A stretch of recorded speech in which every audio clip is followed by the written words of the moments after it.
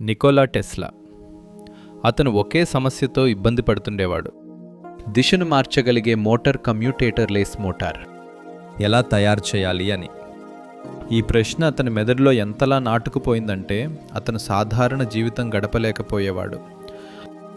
ఎప్పుడు కళ్ళు మూసుకున్నా అవే తిరుగుతున్న భాగాలు కనిపించేవి.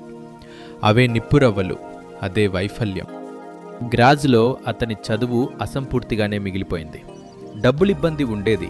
తండ్రి నిరాశ చెందారు. టెస్లా ఒకచోట నుండి మరో చోటికి తిరుగుతూ ఉండేవారు. ప్రాగ్ వెళ్లారు. చదువు పూర్తి చేయడానికి ప్రయత్నం చేశారు, కానీ అవ్వలేదు. తర్వాత 1881లో బుడాపెస్ట్ చేరుకున్నారు. అక్కడ ఒక కొత్త టెలిఫోన్ కంపెనీలో పని దొరికింది. టెక్నీషియన్ ఉద్యోగం. సాధారణ పని, కానీ టెస్లా మెదడు ఏమాత్రం సాధారణమైనది కాదు. అతను పగలు కంపెనీలో పనిచేస్తూ రాత్రి తన గదిలో గంటల తరబడి తన మనసులోనే యంత్రాలను తయారు చేస్తూ విడదీస్తూ ఉండేవారు. కొన్నిసార్లు అతను ఎంత ఒత్తిడిలోకి వచ్చేవాడంటే అనారోగ్యానికి గురయ్యేవాడు.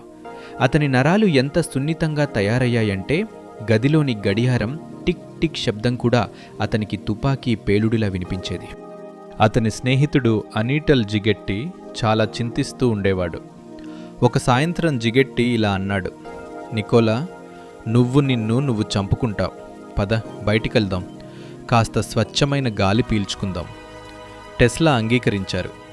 ఇద్దరు బుడాపెస్ట్ సిటీ పార్క్లో నడవడానికి వెళ్లారు. సూర్యుడు అస్తమిస్తున్నాడు.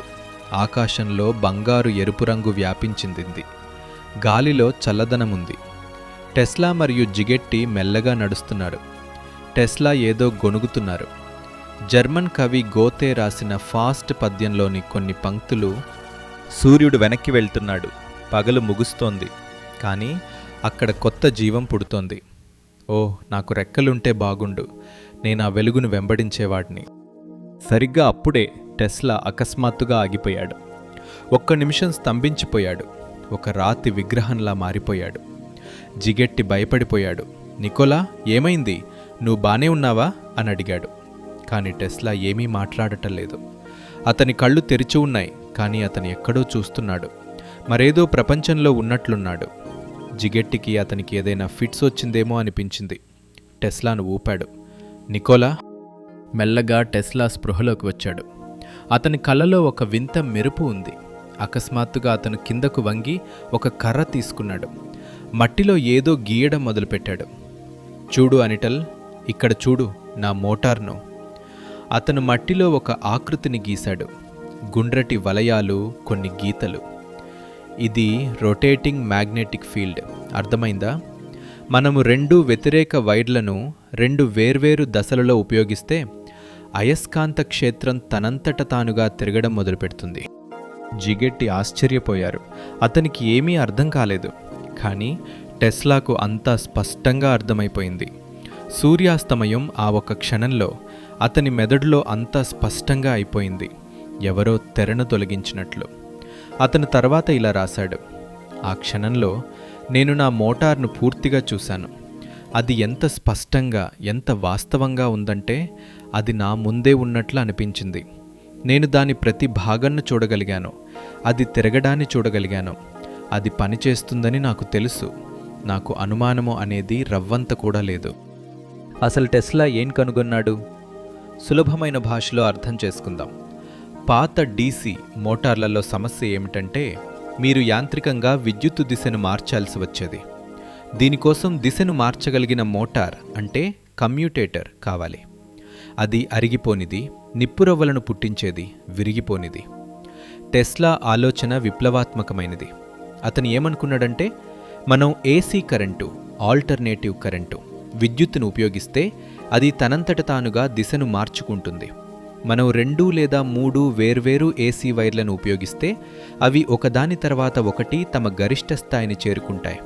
అప్పుడు ఒక అయస్కాంత క్షేత్రం తయారవుతుంది. అది తనంతట తానుగా తిరుగుతుంది, ఎలాంటి కదిలే భాగాలు లేకుండానే. దాని మధ్యలో రాగి రోటర్ పెడితే అది కూడా తిరగడం మొదలుపెడుతుంది. ఇది మంత్రంలా అనిపించినా ఇది విజ్ఞానం. దీనినే ఇండక్షన్ మోటార్ అంటారు. నేడు మన ఇళ్లలో తిరిగే ఫ్యాన్లు, ఫ్రిడ్జ్లు, వాషింగ్ మెషీన్లు, నీళ్ల పంపులు అన్నీ ఈ సిద్ధాంతంపైనే పనిచేస్తాయి. మరియు దీని ఆవిష్కరణ ఆ ఒక్క సూర్యాస్తమయం సమయంలో జరిగింది. ఆ సాయంత్రం తర్వాత టెస్లా మారిపోయాడు. అతనిక అనారోగ్యంతో లేడు, ఆందోళనలో లేడు. అతనికి జవాబు దొరికింది. తర్వాత కొన్ని వారాల పాటు తన మెదడులోనే మోటార్ల డజన్ల కొద్దీ డిజైన్లను తయారు చేస్తూ ఉన్నాడు. ప్రతి రకమైన మోటార్, ఏకకల, ద్వికల, త్రికల, చిన్నవి, పెద్దవి. అతను ప్రతి డిజైన్ను మనసులోనే నడిపించి చూసేవాడు. ఏ భాగం ఎలా అరిగిపోతుందో గమనించేవాడు. సైఫర్ తన పుస్తకంలో రాసినట్లు టెస్లాకు ఉన్న ఈ సామర్థ్యం దాదాపు అవిశ్వసనీయమైనది. అతను ఏమీ తయారు చేయకుండానే, ఏదీ ముట్టుకోకుండానే పూర్తి యంత్రాలను పరీక్షించేవాడు. కానీ ఒక సమస్య ఉంది. టెస్లా దగ్గర డబ్బులు లేవు, ప్రయోగశాల లేదు, పరికరాలు లేవు. అతని ఈ పిచ్చి ఆలోచనను నమ్మే పోషకుడు ఎవరూ లేరు. బుడాపెస్ట్లో ఎవరికీ ఆసక్తి లేదు. యూరోప్లో అంతటా ఎడిసన్ డీసీ విద్యుత్తు రాజ్యమేలుతోంది. ఏసీ గురించి వినడానికి కూడా ఎవరూ ఇష్టపడలేదు. 1882 చివరిలో టెస్లాకు ఒక అవకాశం దొరికింది. కాంటినెంటల్ ఎడిసన్ కంపెనీ, యూరోప్లోని ఎడిసన్ కంపెనీ, ప్యారిస్లో ఒక టెక్నీషియన్ కోసం వెతుకుతోంది. టెస్లాకు ఆ ఉద్యోగం దొరికింది. ప్యారిస్ వెలుగుల నగరం, విజ్ఞానం మరియు కలల కేంద్రం. ఇక్కడెవరైనా తన మాట వింటారేమో, తన మోటార్ తయారు చేసే అవకాశం దొరుకుతుందేమో అని టెస్లా అనుకున్నాడు. ప్యారిస్లో అతను ఎడిసన్ కంపెనీ కోసం చాలా మంచి పని చేశాడు. డీసీ జనరేటర్లు, మోటార్లను బాగుచేయటంలో అతను నిపుణుడు. కంపెనీ ఉన్నతాధికారులు అతనిపై ప్రభావితమయ్యారు. కానీ ఎప్పుడూ తన ఏసీ మోటార్ గురించి మాట్లాడినా అదే సమాధానం వచ్చేది. వద్దు టెస్లా, ఎడిసన్ గారు డీసీని నమ్ముతారు, మనం ఏసీలో డబ్బులు పెట్టాం. 2 ఏళ్లు ప్యారిస్లో గడిచిపోయాయి. నిరాశ పెరుగుతూ వచ్చింది. తర్వాత 1884లో టెస్లా ఒక సాహసోపేతమైన నిర్ణయం తీసుకున్నాడు. యూరప్లో ఎవరూ వినకపోతే నేరుగా పెద్ద మనిషి దగ్గరికే వెళ్తే ఎలా ఉంటుంది? అమెరికా ఎందుకు వెళ్ళకూడదు? నేరుగా థామస్ ఎడిసన్నే ఎందుకు కలవకూడదు? ఎడిసన్ ఒక గొప్ప ఆవిష్కర్త. బహుశా అతను టెస్లా ప్రతిభను గుర్తిస్తాడేమో. ఏసీ వల్ల కలిగే లాభాలు అర్థం చేసుకుంటాడేమో. టెస్లా బాస్ చార్లెస్ బ్యాచ్లర్ ఎడిసన్కు ఒక సిఫార్సు లేఖ ఇచ్చాడు. అందులో ఇలా ఉంది: ప్రియమైన ఎడిసన్, నాకు 2 గొప్ప వ్యక్తులు తెలుసు. ఒకరు మీరు, రెండో వ్యక్తి ఈ యువకుడు. 1884 వేసవిలో టెస్లా ఒక ఓడలో అమెరికాకు బయలుదేరాడు. జేబులో కేవలం 4 సెంట్లు, కొన్ని బట్టలు, కవితల పుస్తకం ఉన్నాయి. తనతో పాటు అత్యంత ఖరీదైన వస్తువును తీసుకువెళ్తున్నాడు. అదే తన మెదడులో ఉన్న ఆ మోటార్. ఇది ప్రపంచాన్నే మార్చగలదు. సముద్ర ప్రయాణం చాలా సుదీర్ఘంగా సాగింది. ఓడలో కొందరు దొంగలు టెస్లా సామాగ్రిని, డబ్బును దొంగిలించారు. ఇప్పుడు అతని దగ్గర నిజంగా ఏమీ లేదు. కానీ అతని దగ్గర అతని కల ఉంది, విజ్ఞానం ఉంది, ప్రతిభ ఉంది. జూన్ 1884లో ఓడ న్యూయార్క్ ఓడరేవుకు చేరుకుంది. టెస్లా మొదటిసారి అమెరికా గడ్డపై అడుగుపెట్టాడు. చుట్టూ వింత భాష, వింత మనుషులు, వింత నగరం. అతను ఒంటరివాడు, పేదవాడు, ఎవరూ తెలియదు. కానీ అతని చేతిలో ఎడిసన్ పేరు మీద ఉన్న ఆ లేఖ ఉంది. టెస్లా అనుకున్నాడు, ఇక కొంచెమే ఎడిసన్ నన్ను అర్థం చేసుకుంటారు, సహాయం చేస్తారు. మేమిద్దరం కలిసి ప్రపంచాన్ని మారుస్తాం. కానీ టెస్లాకు తెలుసా ఎడిసన్ ఎలాంటి మనిషో? రాబోయే కొద్ది నెలల్లో తన జీవితంలో అత్యంత చేదు అనుభవం ఎదురుకాబోతుందని అతనికి తెలుసా? 2 ప్రతిభావంతులు ఎదురుపడితే ఏమవుతుంది? ఒకరు భవిష్యత్తులో జీవిస్తుంటే మరొకరు వర్తమానంలో రాజ్యమేలుతున్నారు. ఈ సమావేశం కథను తదుపరి అధ్యాయంలో తెలుసుకుందాం. ఎడిసన్తో భేటీ ఎప్పుడు? 2 సూర్యుళ్ళు ఢీకుంటాయో. అధ్యాయం 3. ఎడిసన్తో భేటీ. ఎప్పుడు 2 ప్రపంచాలు ఢీకుంటాయో. 1884 జూన్లో ఒక వేసవి ఉదయం టెస్లా ఓడ దిగి న్యూయార్క్ వీధుల్లో నిలబడ్డాడు. అంతా గందరగోళంగా ఉంది. గుర్రపు బండ్లు, అరుస్తున్న జనాలు, వింత వాసన, తీక్షణమైన ఎండ. యూరోప్లోని ప్రశాంత నగరాల్లో పెరిగిన టెస్లాకు ఇక్కడంతా కఠినంగా అనిపించింది. అతని దగ్గర మొత్తం 4 సెంట్లున్నాయి. ఆకలి వేస్తోంది. బట్టలు మురికిగా ఉన్నాయి. కానీ జేబులో ఆ సిఫార్సు లేఖ ఉంది. టెస్లా ఒక బాటసారిని అడిగాడు, ఎడిసన్ ప్రయోగశాల ఎక్కడుంది అని. పర్ల్ స్ట్రీట్లో ఉందని తెలియడంతో టెస్లా నడక మొదలుపెట్టాడు. మార్గమధ్యంలో ఒకచోట ఒక యంత్రం పాడైపోవడంతో ప్రజలు ఇబ్బంది పడుతుండటం చూశాడు. లోపల విద్యుత్ మోటార్ కాలిపోయింది. టెస్లా లోపలికి వెళ్లి పరికరాలు అడిగాడు. కేవలం 20 నిమిషాల్లో ఆ మోటార్ను బాగుచేశాడు. ఆ దుకాణదారుడు సంతోషించి $20 ఇచ్చాడు. అమెరికాలో అది అతని మొదటి పని, మొదటి సంపాదన. టెస్లా నవ్వుకున్నాడు. ఇప్పుడు పర్ల్ స్ట్రీట్ వైపు ఎడిసన్ను కలవడానికి బయలుదేరాడు. ఎడిసన్ విద్యుత్ కేంద్రం గరగరమని భారీ శబ్దాలతో నిండుంది. భారీ డీసీ జనరేటర్లు గరగడమంటున్నాయి. కార్మికులు అటు ఇటు పరిగెడుతున్నారు. నూనె, బొగ్గు వాసన గాలిలో ఉంది. టెస్లా తన లేఖను సెక్యూరిటీకిచ్చాడు. కాసేపటి తర్వాత అతన్ని లోపలికి పిలిచారు. ఇప్పుడు అతను థామస్ అల్వా ఎడిసన్ ముందు నిలబడ్డాడు. టెస్లా 27 ఏళ్ల వ్యక్తి. చాలా అలసిపోయినట్లుగా ఉన్నాడు. బట్టలు మురికిగా ఉన్నాయి. చేతులకు ఆయిల్ అంటి ఉంది. కానీ కళ్ళలో ఒక తీక్షణమైన మెరుపు ఉంది. ఎడిసన్ సిద్ధాంతాల కంటే వాస్తవంగా పనిచేసే వాటిని ఎక్కువగా నమ్మేవారు. ఎడిసన్ విజయం లభించే వరకు వేలసార్లు ప్రయోగాలు చేసేవాడు. అతనికి గణితం అంటే అయిష్టం. అతనికి పుస్తక జ్ఞానం అంటే అసహ్యం. మరియు ఇక్కడ టెస్లా నిలబడి ఉన్నాడు, పొడవుగా, సన్నగా, వీలైనంత శుభ్రమైన బట్టలు ధరించి. గణితాన్ని కవిత్వంలా చూసేవాడు. ముందు సిద్ధాంతాన్ని రూపొందించి ఆ తర్వాత యంత్రాన్ని తయారు చేసేవాడు. తన మెదడులోనే అన్నిటినీ పరిష్కరించుకునేవాడు. ఇద్దరూ పూర్తిగా భిన్నమైన వ్యక్తిత్వాలు. ఎడిసన్ లేఖను చదివాడు. బ్యాచిలర్ సిఫార్సును చూశాడు. టెస్లాను పైనుండి కింద వరకు చూశాడు. అయితే నువ్వేనా ఆ టెస్లావి? ఎవరి గురించైతే బ్యాచిలర్ రాశాడు? అవును సార్. ప్యారిస్లో ఏం పని చేసేవాడివి? టెస్లా వివరించాడు. డీసీ జనరేటర్ల మరమ్మత్తు, డిజైన్ మెరుగుదల, విద్యుత్ వ్యవస్థ. ఎడిసన్ కొన్ని సాంకేతిక ప్రశ్నలు అడిగాడు. టెస్లా సమాధానాలు ఖచ్చితంగా ఉన్నాయి. సరే, నీకు ఉద్యోగం దొరికింది. వారానికి $18. రేపటి నుండి మొదలుపెట్టు. టెస్లాకు ఉపశమనం కలిగింది. కానీ అతను ధైర్యం చేసి అడిగాడు, శ్రీమాన్ ఎడిసన్, నేను ఆల్టర్నేటింగ్ కరెంట్ ఏసీపై ఒక విప్లవాత్మక మోటారును ఆవిష్కరించాను. నేను మీకు చూపించవచ్చా? ఎడిసన్ ముఖం కఠినంగా మారింది. ఏసీ? అది ప్రమాదకరం టెస్లా. అది ప్రజలను చంపేస్తుంది. డీసీనే భవిష్యత్తు. నా డీసీ సిస్టమ్ మొత్తం న్యూయార్క్లో నడుస్తోంది. నీ పుస్తకపు మాటల్లో నాకు ఎలాంటి ఆసక్తి లేదు. టెస్లా మౌనంగా ఉండిపోయాడు. మొదట తన పనితో ఎడిసన్ను మెప్పించి ఆ తర్వాత తన మాట వినేలా చేయాలనుకున్నాడు. కానీ అలా అనుకుని అతను తప్పు చేశాడు. తర్వాతి కొన్ని నెలలు టెస్లా ప్రాణం పెట్టి పనిచేశాడు. అతను ఉదయం 10:30 గంటలకు పనికి వచ్చి మరుసటి రోజు ఉదయం 5 గంటల వరకు పనిచేసేవాడు. ప్రతిరోజు దాదాపు 18 నుంచి 19 గంటలు, సెలవులు లేకుండా. ఎడిసన్ యంత్రాలలో చాలా సమస్యలుండేవి. డీసీ జనరేటర్లు అసమర్థంగా ఉండి మాటిమాటికి పాడైపోయేవి. టెస్లా వాటిని మెరుగుపరచడం ప్రారంభించాడు. అతను 24 రకాల వేర్వేరు యంత్రాలను మళ్లీ డిజైన్ చేశాడు. ఎడిసన్ మొత్తం సిస్టమ్ను మెరుగుపరిచాడు.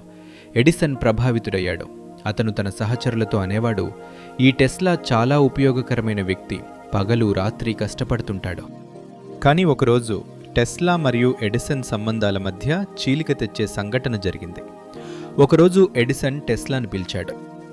టెస్లా, నా డీసీ, డైనమోలు మరియు మోటార్లలో ఇప్పటికీ సమస్యలున్నాయి.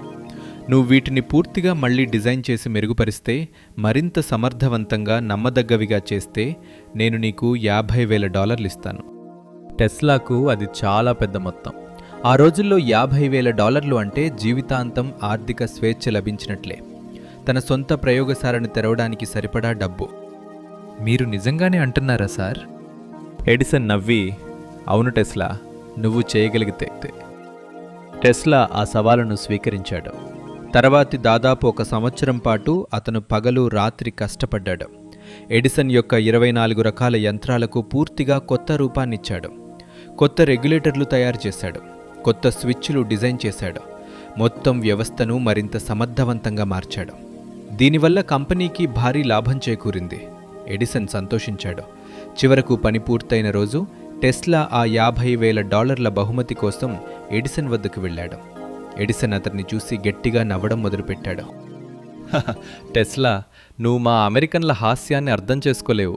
నేను కేవలం తమాషా కన్నాను. టెస్లా స్తంభించిపోయాడు. కానీ మీరు వాగ్దానం చేశారు. చూడు టెస్లా, నీ జీతం వారానికి $18. నేను దీన్ని $28కు పెంచగలను. ఇది చాలా ఉదారమైన ఆఫర్. టెస్లా తన కళ్ళను తనే నమ్మలేకపోయాడు. ఇది కేవలం డబ్బు విషయం కాదు, ఇది గౌరవం మరియు నమ్మకం విషయం. టెస్లా ఒక వాగ్దానాన్ని నమ్మి ఏడాది పాటు తన ప్రాణాలను పణంగా పెట్టాడు. కానీ ఆ వాగ్దానం అబద్ధం. ఎడిసన్ ఒక వ్యాపారి అని, శాస్త్రవేత్త కాదని టెస్లాకి ఇప్పుడు అర్థమైంది. అతనికి లాభం కావాలి, సత్యం కాదు. అతనికి కూలీలు కావాలి, భాగస్వాములు కాదు. టెస్లా ప్రశాంతంగా చెప్పాడు, సార్ ఎడిసన్, నేను రేపటి నుండి పనికిరాను అని బయటికి నడిచాడు. 1885 చలికాలం. టెస్లా మరోసారి నిరుద్యోగయ్యాడు. న్యూయార్క్ వీధుల్లో చలిలో తిరుగుతూ చిన్న చిన్న పనులు చేశాడు. కొన్నిసార్లు కూలీగా, మరికొన్నిసార్లు కందకాలు తవ్వాడు. రోజుకు $2 సంపాదించేవాడు. ఎడిసన్ కంపెనీకి లక్షలాది డాలర్లు ఆదా చేసిన అదే టెస్లా ఇప్పుడు వీధిలో పార పట్టుకుని పనిచేస్తున్నాడు. మార్గరెట్ చేని తన పుస్తకంలో రాశారు, ఇది టెస్లా జీవితంలో 1886లో టెస్లాకు కొంతమంది చిన్న పెట్టుబడిదారులు దొరికారు. వారు టెస్లా ఎలక్ట్రిక్ లైట్ కంపెనీని స్థాపించారు. కానీ పెట్టుబడిదారులు కేవలం తక్కువ ధరలో ఆర్క్ ల్యాంప్లు మాత్రమే కోరుకున్నారు. ఏసీ మోటారుపై వారికి ఎలాంటి ఆసక్తి లేదు. టెస్లా వారి కోసం పనిచేశాడు, ఆర్క్ ల్యాంప్లు తయారు చేశాడు, పేటెంట్లు తీసుకున్నాడు. కానీ పని పూర్తవుగానే పెట్టుబడిదారులు టెస్లాను కంపెనీ నుండి బయటికి పంపేసి పేటెంట్లను తమ పేరు మీద రాసుకున్నారు. టెస్లాకు ఏమీ దక్కలేదు. మళ్లీ మోసం, మళ్లీ వెన్నుపోటు. టెస్లా తర్వాత చెప్పాడు, అది నా జీవితంలో అత్యంత బాధాకరమైన సమయం. నా చదువు, నా ప్రతిభ అంతా వృధా అనిపించింది. కానీ తర్వాత 1887లో మార్పు వచ్చింది. ఒకరోజు కందకం తవ్వుతుండగా టెస్లాకు ఒక ఫోర్మెన్తో పరిచయం ఏర్పడింది. అతని పేరు ఆల్ఫ్రెడ్ ఎస్ బ్రౌన్. ఇతను సామాన్యమైన కూలీ కాదని, ఇతని మాటల్లో లోతు ఉందని బ్రౌన్ గుర్తించాడు. బ్రౌన్ అడిగాడు, నువ్విక్కడ ఏం చేస్తున్నావు? చదువుకున్నవాడిలా ఉన్నావు. టెస్లా తన కథ చెప్పాడు, తన ఏసీ మోటారు గురించి వివరించాడు. బ్రౌన్ ప్రభావితుడయ్యాడు. అతను తన స్నేహితుడు చార్లెస్ ప్యాక్ను పిలిచాడు. ప్యాక్ ఒక న్యాయవాది మరియు పెట్టుబడిదారుడు. ఇద్దరూ టెస్లా మాటలు విన్నారు, అతని డిజైన్లు చూశారు. ఆ తర్వాత వారిలా అన్నారు, మేం నీకు సహాయం చేస్తాము, నీకొక ప్రయోగశాలని ఇస్తాము, నీ పేటెంట్లు ఇప్పిస్తాము, దానికి బదులుగా మేము భాగస్వాములుగా ఉంటాము. టెస్లా కళ్ళల్లో నీళ్లు తిరిగాయి. చివరికి ఎవరో ఒకరు అతడిని నమ్మారు. 1887లో గ్రాండ్ స్ట్రీట్లో టెస్లాకు ఒక చిన్న ప్రయోగశాల దొరికింది. ఇప్పుడు అతని వద్ద పనిముట్లున్నాయి, సామాగ్రి ఉంది, సమయం ఉంది. 5 ఏళ్లుగా తను ఏం చెయ్యాలనుకుంటున్నాడో ఇప్పుడది చేయగలడు. తన ఏసీ మోటారును వాస్తవ రూపంలోకి తీసుకురావడం. తర్వాతి కొన్ని నెలల్లో బుడాపెస్ట్లో ఆ సూర్యాస్తమయం వేళ తను ఊహించినవన్నీ టెస్లా నిజం చేశాడు. ఒకే ఫేజ్ మోటారు, 2 ఫేజ్ల మోటారు, 3 ఫేజ్ల మోటారు, జనరేటర్, ట్రాన్స్ఫార్మర్, పూర్తి ఏసీ వ్యవస్థ. 1888 నాటికి అతను 40కి పైగా పేటెంట్లు పొందాడు. ఆ తర్వాత అతనికి ఒక అవకాశం వచ్చింది. అమెరికన్ ఇన్స్టిట్యూట్ ఆఫ్ ఎలక్ట్రికల్ ఇంజనీర్స్లో తన ఆవిష్కరణను ప్రదర్శించడానికి. 16 మే 1888 టెస్లా తన ప్రసిద్ధ ఉపన్యాసం a new system of alternate current Motors and transformers ఇచ్చాడు. ఆ గదిలో దేశంలోని అతిపెద్ద ఇంజనీర్లున్నారు. అందరూ టెస్లా మోటారు తిరగడం చూశారు. ఎలాంటి నిప్పురవ్వలు లేకుండా, ఎలాంటి శబ్దం లేకుండా, నిశ్శబ్దంగా, సమర్థవంతంగా తిరుగుతూనే ఉంది. ఆ గది చప్పట్లతో మారుమోగిపోయింది. ఆ గుంపులో ఒక వ్యక్తి కూర్చుని చాలా శ్రద్ధగా వింటున్నాడు. అతని పేరు జార్జ్ వెస్టింగ్ హౌస్. ఇప్పుడు ఒక మహాయుద్ధం మొదలు కాబోతోంది. ఇది ప్రపంచం ఏ రకమైన విద్యుత్తుతో నడుస్తుందో నిర్ణయిస్తుంది. డీసీనా లేక ఏసీనా? ఎడిసన్ సామ్రాజ్యం ప్రమాదంలో పడింది. అతను ఊరికే కూర్చోడు. తర్వాతి అధ్యాయంలో ఏసీ డీసీ కరెంట్స్ మహాయుద్ధం, వార్ ఆఫ్ కరెంట్స్. అమెరికా 2గా విడిపోయినప్పుడు. అధ్యాయం 4 ఏసీడీసీ కరెంట్స్ మహాయుద్ధం, వార్ ఆఫ్ కరెంట్స్.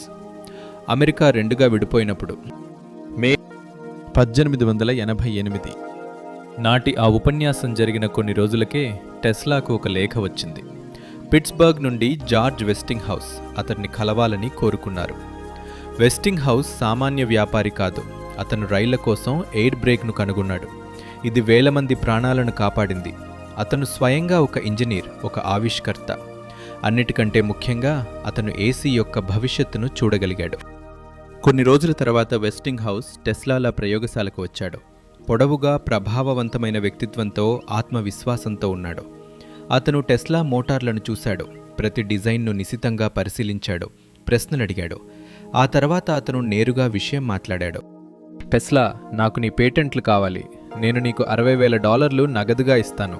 దాంతోపాటు అమ్మే ప్రతి మోటారుపై హార్స్ పవర్కు $2.5 చొప్పున రాయల్టీ ఇస్తాను. టెస్లా ఆశ్చర్యపోయాడు. ఇది అదృష్టం. $60,000 మరియు నిరంతర రాయల్టీ. ఏసీ విజయవంతమైతే టెస్లా కోటీశ్వరుడు కావచ్చు. కానీ టెస్లాకు ఇది కేవలం డబ్బు విషయం కాదు. మిస్టర్ వెస్టింగ్ హౌస్, మీరు నిజంగా ఏసీని నమ్ముతున్నారా? వెస్టింగ్ హౌస్ నవ్వి, టెస్లా, నేను ఎడిసన్ డీసీతో పోరాడుతున్నాను. అతని సిస్టమ్ పరిమితమైనది. ప్రతి మైలుకు ఒక పవర్ స్టేషన్ కావాలి. కానీ ఏసీతో నేను నయాగరా ఫాల్స్ నుండి బఫలో వరకు విద్యుత్తును పంపగలను. మొత్తం దేశాన్ని వెలిగించగలను. నీ మోటారు ఆ చివరి ముక్క. సరే, నాకు కావాల్సిందదే అని టెస్లా కరచాలనం చేశారు. వారు అప్పుడే చరిత్రలోనే అత్యంత ప్రసిద్ధ సాంకేతిక యుద్ధాలలో ఒకదానికి నాంది పలికారని ఆ ఇద్దరికీ తెలీదు. వెస్టింగ్ హౌస్ టెస్లా పేటెంట్లను కొనుగోలు చేశారని తెలియగానే ఎడిసన్ కోపంతో ఊగిపోయారు. వెస్టింగ్ హౌస్ ఇప్పటికే ఆయనకు ప్రత్యర్థిగా ఉన్నారు. మరియు ఇప్పుడు ఒకప్పుడు తన కంపెనీలో పనిచేసిన టెస్లా కూడా ఆయనకు వ్యతిరేకమయ్యారు. ఎడిసన్ వ్యాపారం అంతా డీసీ, డైరెక్ట్ కరెంట్ పైనే ఆధారపడింది. మ్యాన్హాటన్లో ఆయనకు పవర్ స్టేషన్లున్నాయి. ఆయన లక్షలాది డాలర్లు పెట్టుబడి పెట్టారు. మరియు ఇప్పుడు ఏసీ ఆయన సామ్రాజ్యానికే ముప్పుగా మారింది. ఏసీ గనుక గెలిస్తే తన సర్వస్వం వృధా అవుతుందని ఎడిసన్ భావించారు. అందుకే ఆయన ఒక వ్యూహాన్ని రూపొందించారు. అదొక ప్రమాదకరమైన వ్యూహం. ఒకవేళ సాంకేతికంగా ఏసీని ఓడించలేకపోతే ప్రజల మనస్సులో ఏసీ పట్ల భయాన్ని పుట్టించాలని ఆయన నిర్ణయించుకున్నారు. 1888 చివరిలో ఎడిసన్ మరియు ఆయన కంపెనీ ఒక విస్తృత ప్రచార కార్యక్రమాన్ని ప్రారంభించాయి.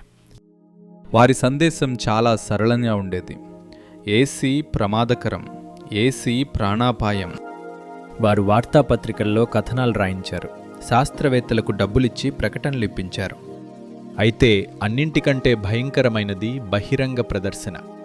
ఎడిసన్ ఉద్యోగులు దేశమంతా తిరిగి చిన్న చిన్న పట్టణాలకు వెళ్లి ప్రజలను గుమిగూడించి వీధి కుక్కలను మరియు పిల్లులను ఏసీ కరెంటుతో చంపేవారు.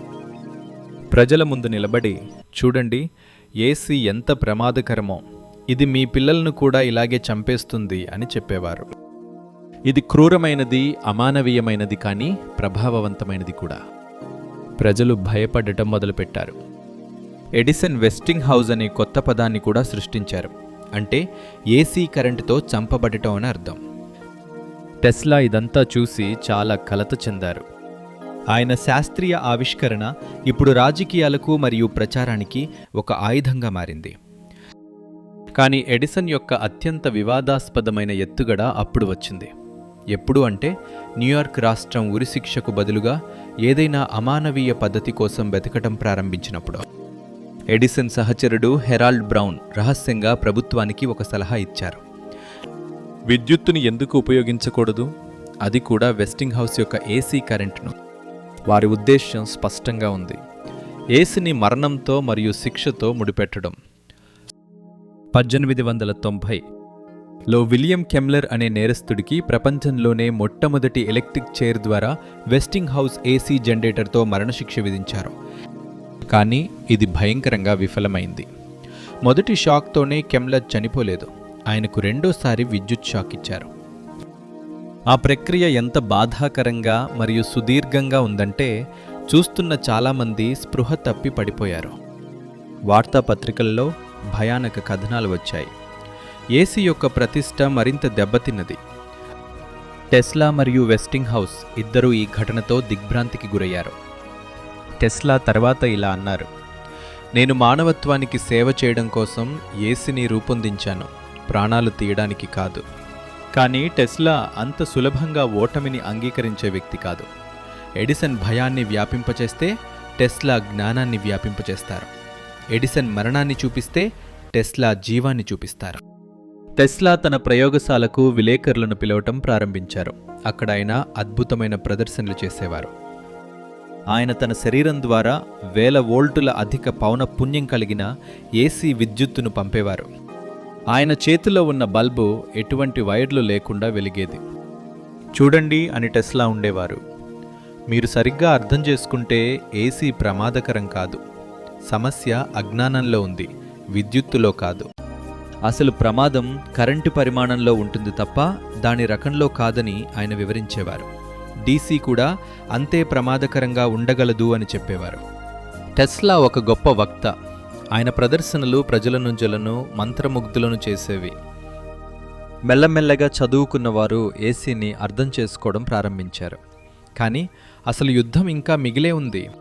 1893లో ఈ యుద్ధ నిర్ణయాన్ని తేల్చే 2 ప్రాజెక్టులు వచ్చాయి. మొదటిది చికాగో వరల్డ్స్ ఫేర్, అంటే కొలంబియన్ ఎగ్జిబిషన్. ఇది ప్రపంచంలోనే అతిపెద్ద ప్రదర్శన. 27 మిలియన్ల మంది ప్రజలు వస్తారని అంచనా.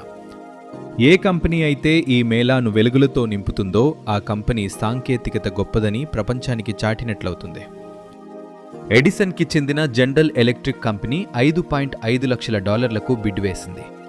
వెస్టింగ్ హౌస్ ఒక సాహసం చేశారు. ఆయన కేవలం $3.5 లక్షలకే, అంటే సగం ధరకే ఆ పని చేస్తామని ప్రతిపాదించారు. ఇది ఆత్మహత్యా సదృశ్యంగా కనిపించింది. ఇంత తక్కువ ధరలో ఎలా సాధ్యం?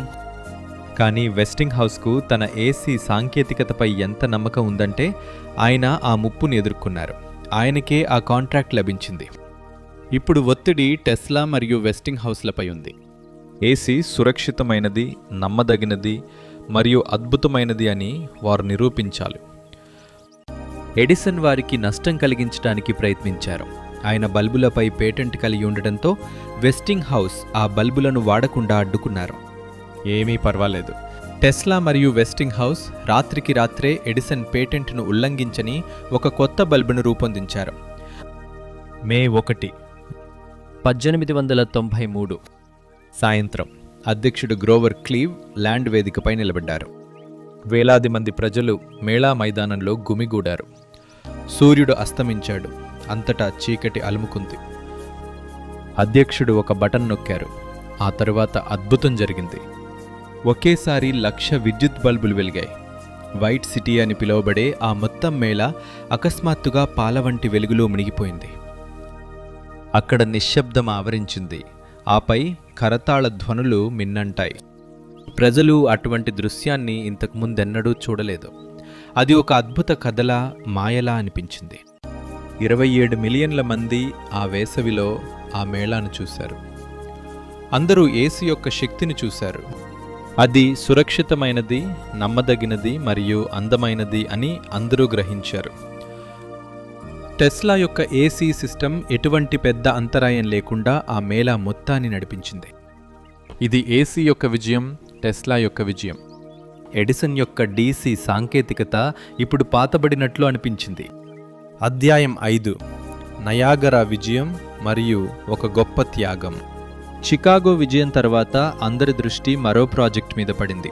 అది Niagara Falls hydro electric power plant. ఇది కేవలం ఒక ప్రాజెక్ట్ మాత్రమే కాదు, ఇది ఇంజనీరింగ్ కళ. నయాగరా యొక్క అపారమైన శక్తిని విద్యుత్తుగా మార్చడం మరియు ఆ విద్యుత్తును బిజ్జును బఫలో నగరం వరకు, అంటే 25 మైళ్ళ దూరం వరకు పంపడం. డీసీతో ఇది అసాధ్యం, కానీ ఏసీతో. ఇంటర్నేషనల్ నయాగరా కమిషన్ ప్రపంచం నలుమూలల నుండి ప్రతిపాదనలను ఆహ్వానించింది. ఎడిసన్ తన డీసీ ప్రతిపాదనను పంపారు, కానీ సుదూర ప్రాంతాలకు విద్యుత్తును పంపే సమస్యని ఎలా పరిష్కరించాలో ఆయన చెప్పలేకపోయారు. టెస్లా మరియు వెస్టింగ్ హౌస్ యొక్క ఏసీ ప్రతిపాదన ఖచ్చితంగా ఉంది. హై వోల్టేజ్ వద్ద విద్యుత్తును పంపి ఆపై ట్రాన్స్ఫార్మర్ సహాయంతో తగ్గించడం. ఇది సరళమైనది మరియు సమర్థవంతమైనది. 1893లో వెస్టింగ్ హౌస్కు నయాగరా ఫాల్స్ ప్రాజెక్ట్ కాంట్రాక్ట్ లభించింది. ధారల యుద్ధం దాదాపు ముగిసింది. విజేత ఎవరనేది స్పష్టమైంది. కానీ ఈ విజయం యొక్క వెల ఏమిటి? మరియు టెస్లాకు తన విజయం యొక్క పూర్తి ఫలం దక్కుతుందా? తదుపరి అధ్యాయంలో నయాగరా విజయం మరియు ఒక హృదయ విదారకమైన త్యాగం గురించి తెలుసుకుందాం. 1893 నుండి 1895 వరకు నయాగరా ఫాల్స్ వద్ద ఇంజనీరింగ్ యొక్క అద్భుతమైన పని జరుగుతోంది. భారీ టర్బైన్లు తయారు చేయబడ్డాయి, లోతైన సొరంగాలు తవ్వబడ్డాయి, మరియు అన్నింటికంటే ముఖ్యంగా టెస్లా రూపకల్పన ప్రకారం ఏసీ జనరేటర్లు ఏర్పాటు చేయబడ్డాయి. ప్రతి జనరేటర్ పైన ఒక పేరుండేది: టెస్లా. టెస్లా స్వయంగా చాలాసార్లు నయాగరాకు వెళ్ళేవారు. నీటి గర్జనను వింటూ నిలబడేవారు.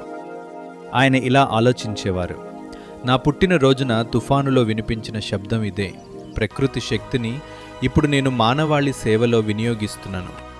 నవంబర్ 16, 1896 ఆ చారిత్రాత్మక రోజు వచ్చింది. నయాగరా ఫాల్స్ మొదటి పవర్ ప్లాంట్ ప్రారంభమైంది. నీటి శక్తి టర్బైన్లను తిప్పింది. టెస్లా జనరేటర్లు విద్యుత్తును తయారు చేశాయి మరియు ఆ విద్యుత్తు హై వోల్టేజ్ ఏసీ రూపంలో వైర్ల ద్వారా బఫెలో నగరం వైపు ప్రయాణించింది. 25 మైళ్ళ దూరం కొండలు, అడవుల గుండా ప్రయాణించి బఫెలోలో బల్బులు వెలిగాయి. ఫ్యాక్టరీలు నడిచాయి. ఇళ్లలోకి వెలుగు వచ్చింది. ప్రజలు చప్పట్లు కొట్టారు. వార్తాపత్రికలు పతాక శీర్షికల్లో ప్రకటించాయి, టెస్లా విజయం, ఏసీ భవిష్యత్తును గెలుచుకుంది. టెస్లా తన డైరీలో ఇలా రాసుకున్నారు, నేను 14 ఏళ్ల క్రితం బుడాపెస్ట్లో నా మనసులో ఏదైతే చూశానో అది ఈరోజు సాక్షాత్కరించింది. నా కల నిజమైంది. ఎడిసన్కు ఇది ఓటమిని అంగీకరించటమే. ఆయన డీసీ కోసం కష్టపడి పోరాడారు. భయాన్ని వ్యాపింపజేశారు. అబద్ధాలు చెప్పారు, కానీ చివరికి విజ్ఞానమే గెలిచింది, తర్కమే గెలిచింది. 1896 నాటికి భవిష్యత్తు ఏసిదే అని స్పష్టమైంది. ఎడిసన్కు చెందిన జనరల్ ఎలక్ట్రిక్ కంపెనీ కూడా మెల్లగా ఏసీ పరికరాలను తయారు చేయడం ప్రారంభించింది. ఆయన డీసీ సామ్రాజ్యం కుంచుకుపోయింది. ఎడిసన్ బహిరంగంగా తన తప్పును ఎప్పుడూ ఒప్పుకోలేదు, కానీ ఆయన పనులే ఆ విషయాన్ని చెబుతున్నాయి. ఆయన కూడా ఏసీని అంగీకరించాల్సి వచ్చింది. టెస్లా దీని గురించి ఏమాత్రం సంతోషపడలేదు. ఆయన ఎడిసన్ను ద్వేషించలేదు, కేవలం సరైన సాంకేతికత గెలవాలని మాత్రమే ఆయన కోరుకున్నారు. ఒక ఇంటర్వ్యూలో టెస్లా ఇలా అన్నారు, మిస్టర్ ఎడిసన్ ఒక గొప్ప ఆవిష్కర్త. మా దృక్పథాలు వేరు, అంతే. నేను ఆయన్ని గౌరవిస్తాను. ఇది టెస్లా వ్యక్తిత్వాన్ని చాటి చెబుతుంది. ఎటువంటి చేదు భావాలు లేవు, పగలేదు, కేవలం విజ్ఞానం పట్ల అంకిత భావం మాత్రమే ఉంది. కానీ ఈ విజయక్షణంలో ఒక సమస్య తలెత్తింది. వెస్టింగ్ హౌస్ కంపెనీ ఆర్థిక సంక్షోభంలో చిక్కుకుంది. ఏసీ సిస్టమ్ను అభివృద్ధి చేయడానికి చికాగో మేళా కోసం, నయాగరా ప్రాజెక్ట్ కోసం చాలా డబ్బు ఖర్చయింది. కంపెనీపై భారీగా అప్పులు పేరుకుపోయాయి. పెట్టుబడిదారులు ఆందోళన చెందారు. బ్యాంకులు ఒత్తిడి చేస్తున్నాయి. 1897లో పెట్టుబడిదారులు వెస్టింగ్ హౌస్తో ఇలా అన్నారు, టెస్లాతో కుదుర్చుకున్న రాయల్టీ ఒప్పందాన్ని రద్దు చేయండి, లేకపోతే కంపెనీ మునిగిపోతుంది.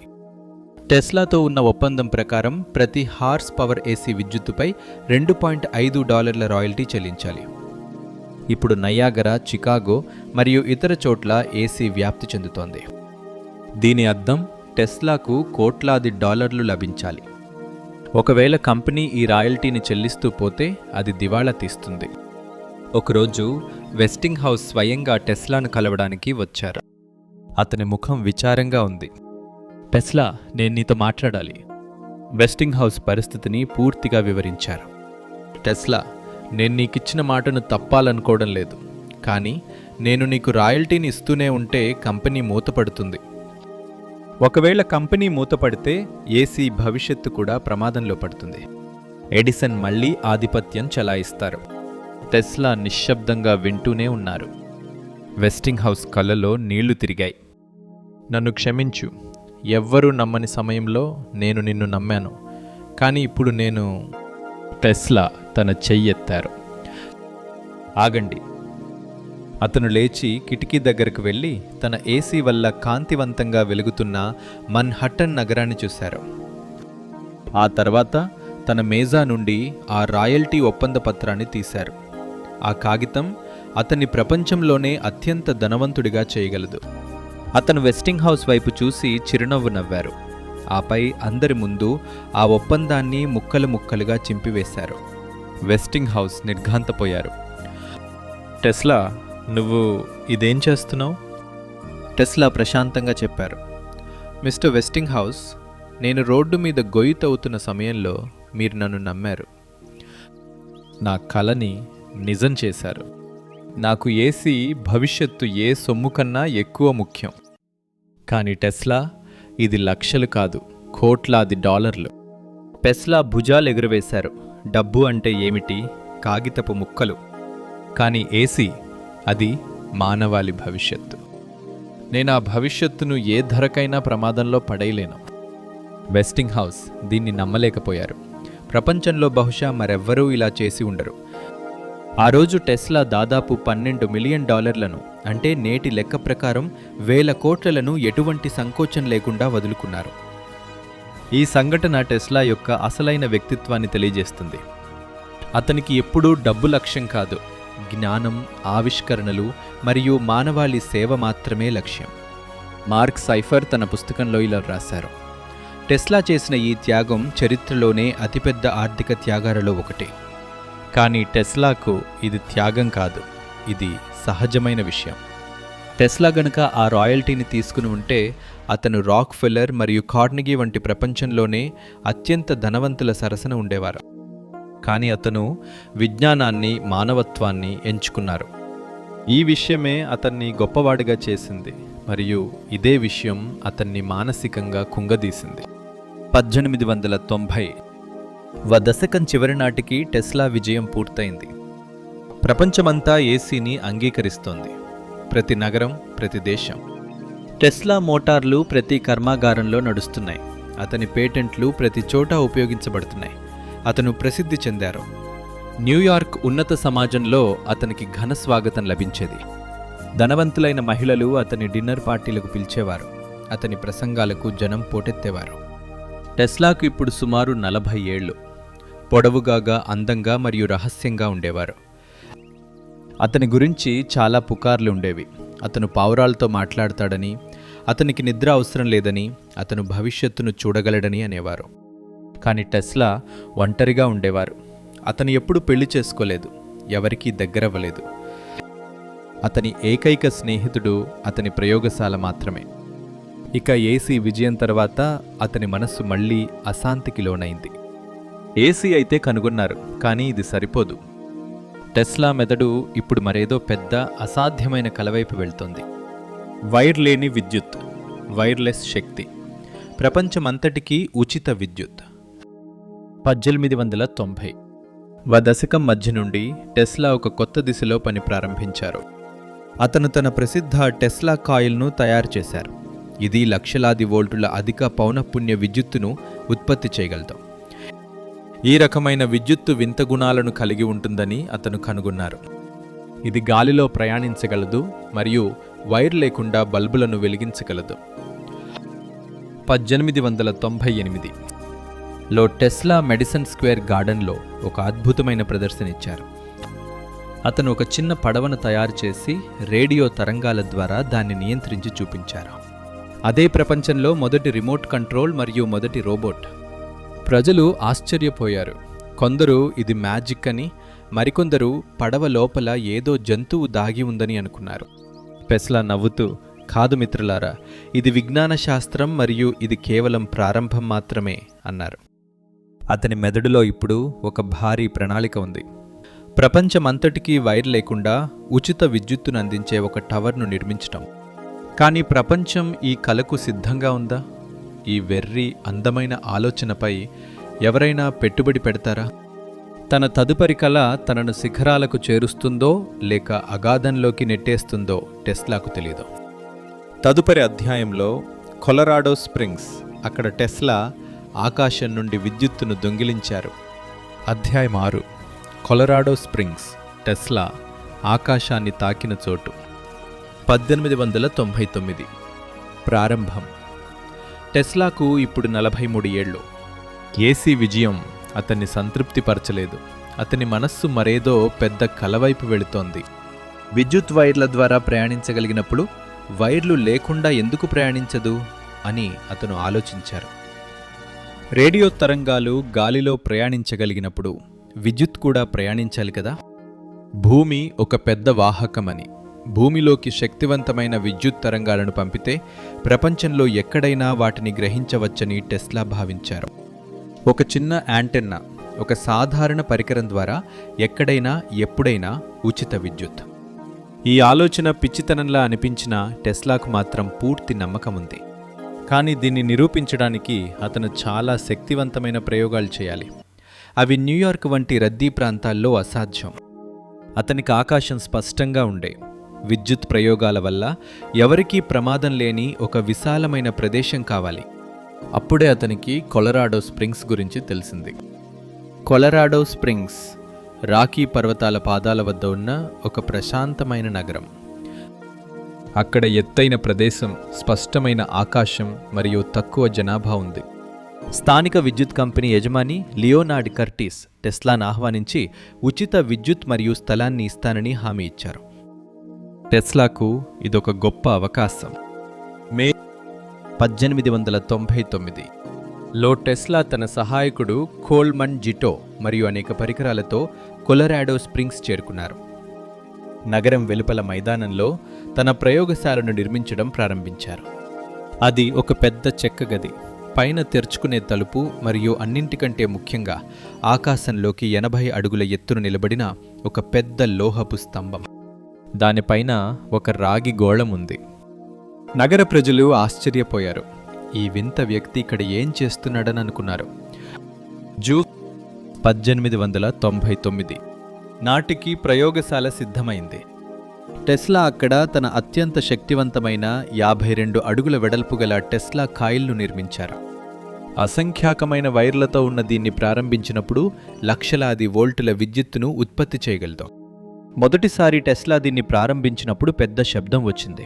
విద్యుత్ కాంతులు మెరిశాయి. ఆ స్తంభం నుండి ఆకాశంలోకి 130 అడుగుల పొడవైన కృత్రిమ మెరుపులు వచ్చాయి. అది మానవ నిర్మితమైన ఇప్పటి వరకు అతిపెద్ద మెరుపు. నగర ప్రజలు రాత్రిపూట ఆ ప్రయోగశాల నుండి వచ్చే వింత నీలిరంగు కాంతిని, భయంకరమైన శబ్దాలను చూసి భయపడ్డారు. అతను పిచ్చివాడని, దయ్యాన్ని పిలుస్తున్నాడని జనం అనుకున్నారు. కానీ టెస్లా వేటిని పట్టించుకోకుండా చరిత్రను సృష్టిస్తున్నారు. టెస్లా ప్రయోగాలు కేవలం ప్రదర్శనలు మాత్రమే కావు. అతను మరేదో లోతైన విషయాన్ని అన్వేషిస్తున్నారు.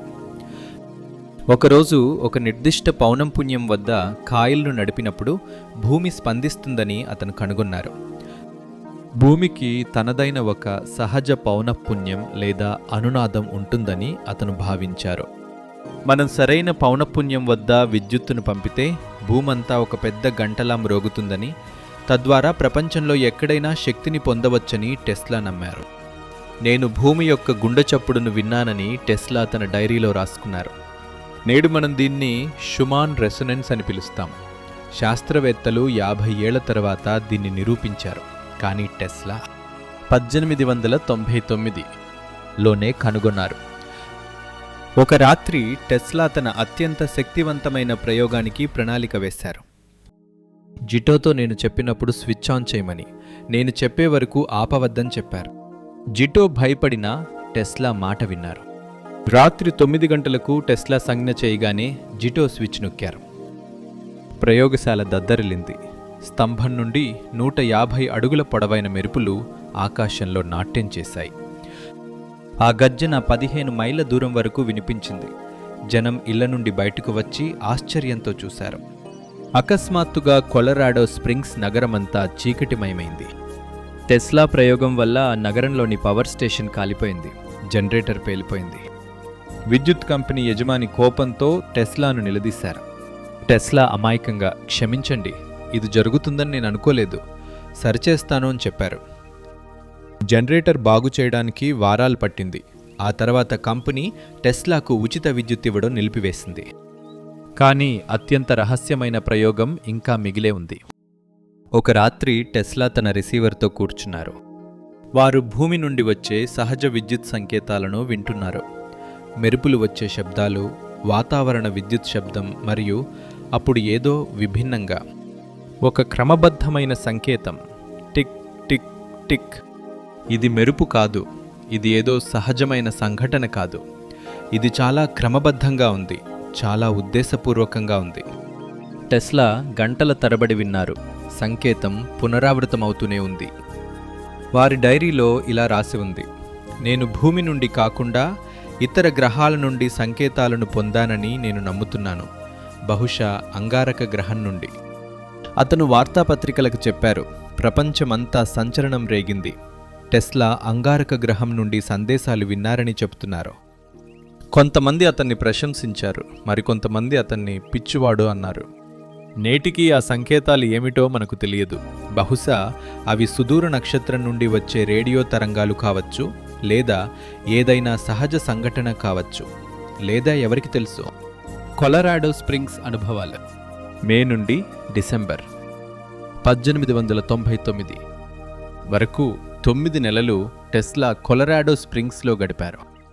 ఆ 9 నెలల్లో అతను వందలాది ప్రయోగాలు చేశారు, వేల పేజీల నోట్స్ రాశారు, డజన్ల కొద్దీ ఆవిష్కరణలు చేశారు. తీగలు లేకుండా విద్యుత్తును పంపవచ్చని అతను నిరూపించారు. భూమి ఒక విద్యుత్ వాహకం అని అతను నిరూపించారు. అతని కల అయిన ప్రపంచవ్యాప్త వైర్లెస్ శక్తి వ్యవస్థ సాధ్యమని అతను నిరూపించారు. ఒకరోజు అతను 26 మైళ్ళ దూరంలో 200 బల్బులను వెలిగించారు, ఎటువంటి తీగ లేకుండా కేవలం భూమి ద్వారా శక్తిని పంపడం ద్వారా. ఇది ఒక అద్భుతం, ఇది భవిష్యత్తు. టెస్లా ఇప్పుడు పూర్తిగా నిశ్చయించుకున్నారు. తన కలపై అతనికి పూర్తి నమ్మకం కలిగింది. డిసెంబర్ 1899లో అతను న్యూయార్క్కు తిరిగి వచ్చారు, సంతోషంగా, ఉత్సాహంగా, ప్రణాళికలతో నిండి. కొలరాడో స్ప్రింగ్స్లోని ఆ ప్రయోగశాల ఖాళీగా ఉండిపోయింది. కొన్ని నెలల తర్వాత భూమి యజమాని దానిని పడగొట్టారు, ఎందుకంటే టెస్లా విద్యుత్ బిల్లు చెల్లించలేదు. వార్డెన్ క్లిఫ్ టవర్ నిర్మాణం. కానీ టెస్లాకు పట్టింపు లేదు. అతని మనస్సులో ఇప్పుడు ఒక కొత్త మరియు మరింత గొప్ప ప్రణాళిక ఉంది. ఒక టవర్, ఒక భారీ శక్తివంతమైన టవర్. ఇది ప్రపంచమంతటికీ విద్యుత్తును అందించగలదు. అతనికి కేవలం ఒక విషయం కావాలి, డబ్బు, చాలా డబ్బు. మరియు అది ఎక్కడ దొరుకుతుందో తనకు తెలుసని అతను భావించారు. ప్రపంచంలోని అత్యంత ధనవంతుడైన జేపీ మోర్గాన్ నుండి. కానీ టెస్లాకు తెలుసా, అతను సైతానుతో ఒప్పందం చేసుకోబోతున్నాడని? అతని అతిపెద్ద కళ అతని అతిపెద్ద పీడకలగా మారుతుందని. తదుపరి అధ్యాయంలో వార్డెన్ క్లిఫ్, ప్రపంచాన్ని మార్చగల ఆ టవర్. అధ్యాయం 7, వార్డెన్ క్లిఫ్. కొలరాడో స్ప్రింగ్స్ నుండి తిరిగి వచ్చిన తర్వాత టెస్లా మనసులో ఒకే ఒక విషయం ఉంది, ఆ టవర్. ప్రపంచమంతటికీ తీగలు లేకుండా విద్యుత్తును ఇవ్వగల ఆ భారీ శక్తివంతమైన టవర్. టెస్లా తన ప్రణాళికకు వరల్డ్ వైర్లెస్ సిస్టమ్ అని పేరు పెట్టారు. ఇది విద్యుత్తును మాత్రమే కాదు, సందేశాలను, చిత్రాలను, శబ్దాలను కూడా పంపుతుంది. నేడు మనం ఇంటర్నెట్ అని పిలిచే దానిని టెస్లా 1900లోనే ఊహించారు. ఊహించండి, ఒక రైతు తన పొలంలో ఒక చిన్న యాంటెన్నా పెడతాడు, ఉచిత విద్యుత్. ఒక ఓడ సముద్రం మధ్యలో ఉంది, దానికి తీగ లేకుండా సందేశం అందుతుంది. ప్రపంచంలోని ఏదైనా మూలలో ఒక వ్యక్తి తన ఇంట్లో కూర్చుని గాలి నుండి వచ్చే సంగీతాన్ని వింటున్నాడు. ఇది టెస్లా కళ. ఇది మానవత్వానికి ఒక కానుక. మోర్గాన్తో ఒప్పందం మరియు పతనం. కానీ దీన్ని నిర్మించడానికి చాలా డబ్బు కావాలి. టెస్లా జేపీ మోర్గాన్ వద్దకు వెళ్లారు. మోర్గాన్ 1900లో అమెరికాకు రాజు లాంటి వారు. టెస్లా తన ప్రణాళికను వివరించారు, కానీ పూర్తి నిజాన్ని చెప్పలేదు. అతను కేవలం ఒక గ్లోబల్ టెలిగ్రాఫ్ సిస్టమ్ నిర్మించాలనుకుంటున్నట్లు చెప్పారు. మోర్గాన్ $1.5 లక్షల ఇచ్చేందుకు అంగీకరించారు, కానీ బదులుగా కంపెనీలో 51% వాటా కోరారు. నిర్మాణం ప్రారంభమైంది, కానీ ఖర్చులు పెరిగిపోయాయి. టెస్లా డబ్బంతా ఖర్చు చేశారు, కానీ టవర్ పూర్తి కాలేదు. టెస్లా మోర్గాన్ వద్దకు మళ్లీ వెళ్ళినప్పుడు మోర్గాన్ నిరాకరించారు. ఆ తర్వాత టెస్లా అసలు నిజాన్ని చెప్పారు, ఇది ఉచిత విద్యుత్ ఇచ్చే టవర్ అని. ఫ్రీ విద్యుత్ గురించి విన్న మోర్గాన్ ఆగ్రహం వ్యక్తం చేశారు, ఎందుకంటే అతని సామ్రాజ్యమంతా విద్యుత్తు తీగలు మరియు నియంత్రణపై ఆధారపడి ఉంది. మోర్గాన్ సహాయం ఆపివేయడమే కాకుండా ఇతర పెట్టుబడిదారులను కూడా అడ్డుకున్నారు. 1906లో టెస్లా ఒంటరిగా పోరాడారు, కానీ వార్డెన్ క్లిఫ్ టవర్ ఒక అస్థిపంజరంలా మిగిలిపోయింది.